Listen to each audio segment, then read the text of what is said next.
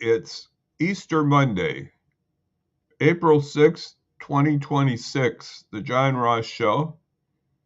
Today we're going to have a brief discussion on Trump's Easter message. It's a whole 49 degrees out there, a little windy, but it's nice and clear out there, so that's one good thing.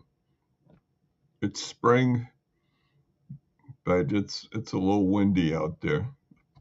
I would say it's windy, but maybe some wind. Maybe I'm more sensitive, but I had a nice little walk out today, so that was good. But it's 49 degrees outside here in the valley here, in the Fox Valley. So we're going to discuss Donald Trump and his Easter message. Now, he had an Easter message a few days before.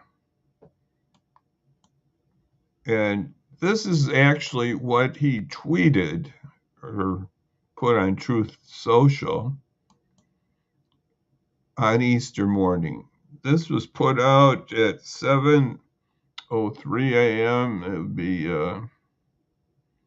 6 in the a.m. here in the Central. So it was early morning. He put this out. Now, I'm going to read this. This could be very disturbing to you if you haven't heard this before.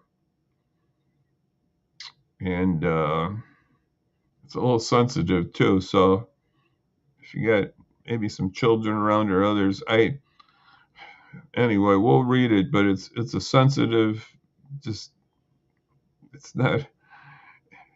it doesn't fit Easter at all, or doesn't fit the President of the United States, but we'll read it here. This is what he put on his Truth Social on Easter morning. He said this: Tuesday will be a power plant day and bridge day, all wrapped up into one in Iran. There will be nothing like it. Open the F straight. You can read that. You crazy bastards. Or you will be living in hell. Just watch. Praise be to Allah, President Donald J. Trump. Some may wonder that last part is a little wondering too. Praise be to Allah. I don't know if that's sarcasm or what. It's a name for God used in the Middle East. It's used by Christians too at times, so it's not necessarily all Islamic use the word Allah, but several translations in the Middle East and Bible, Old Testament, and others use Allah. But anyway, he used that. I don't know. It seemed crazy for Easter, though, which is about Christianity and Jesus. So a lot of people have been putting out, and I would agree with them, that this is a crazy, deranged thing here. And where is the religious leaders? That's what I'm going to be talking about for a few moments here, who want to give the world the thought about Jesus and his forgiveness and his resurrection power. Pope Leo has spoken out against this aggressive war and wants peace.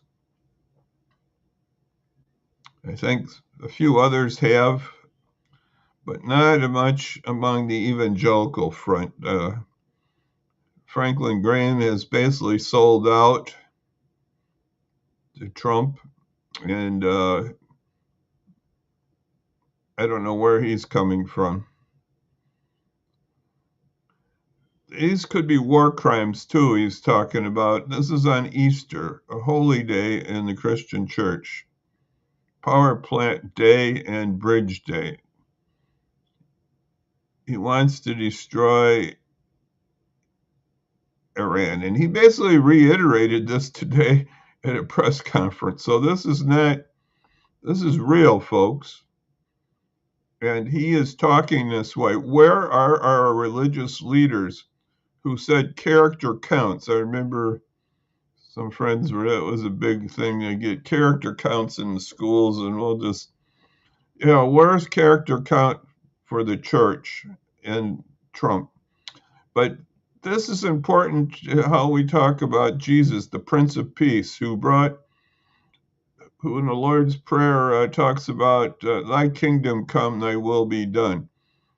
I don't think the kingdom of God is a kingdom where we have war and justice. That's not God's kingdom. And President Trump should be thinking about peace instead of war, and how he can talk the most childish way or the most bullying way. This is what the problem is. He's acting as a bully, and he thinks he can get away with it, and he has so far. But a lot of people have this raises questions about his mental capacities, this type of statement. And the Church of Jesus, we need to be better. We need to show a Jesus that it's real on Easter and all times. A God that loves and shows his son for our redemption and shows it to the world. We need peacemakers in the Middle East, and that's what we need. I hope there could be some Christian peacemakers to do that. I remember the late Jesse Jackson did a lot of things along that line, and the late Jimmy Carter. We need more Christian peacemakers to show the world what Jesus is about. This is not showing the world Jesus. This is not showing the world Jesus. So some would say right now we should invoke the 25th Amendment. And that's sort of an interesting thing.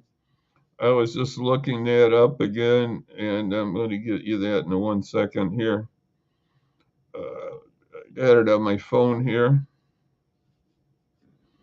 That was put together in 1967, and it basically comes from the vice president, since the president's incapacitated or should not be in office.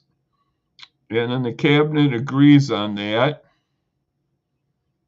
And then Congress gets word of this. And then the president has, I don't know how many days he has, but he can disagree on that. If the president disagrees on that, I don't know. He's got 4 days to do it. And if he disagrees with it, it comes to a vote to Congress. So it takes 2/3 of the Congress to say that the vice president should be the president.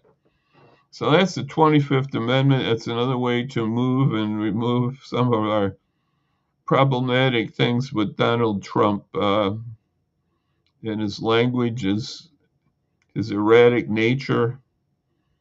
That would bring Vice President Vance in there, and then they would have to pick another person to be the vice president. And that was done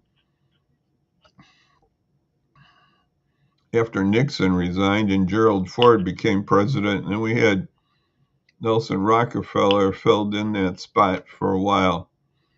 So that's how that would work. But right now we need prayer for the next day or two, because Donald Trump says tomorrow at 8 p.m. Eastern time, it'll be 7 our time here in the Midwest, that he's going to begin all these bombings and everything. And he used the word Stone Age, bring back Iran to the Stone Age. I don't know how that helps the Iranian people or what he's doing there. It sounds like he's trying to save his face, but it's not saving America's face or Iran's. It's just his using military power. And there might be some military people that would say these are unjust orders because they would break international law about civilian targeting. And we'll see what happens. We should pray the next days that this get resolved. And if it doesn't, it's going to be bad news. It's my thinking for our country, for our world. And the U.S. is not looking like a great superpower anymore. We've just been diminished here by this type of action. So we should be praying for our country in the next days and our leadership. And that's what I'm going to close with. Just keep thinking and praying for America and its leadership. And so we'll see you then. Like I said, what's the 25th Amendment? That's good. Could be key here too. Yeah, it could play a part here. So we'll be back then on. See, today's Monday. Then we'll be back on Wednesday, Lord willing, as I say, and we'll be back on Wednesday. So we'll see you Wednesday, and then just for right now, I'm just going to say bye-bye, everybody, and we'll see you then on Wednesday, Lord willing. So thank you for listening to these few moments. So bye-bye now, everybody. Bye-bye.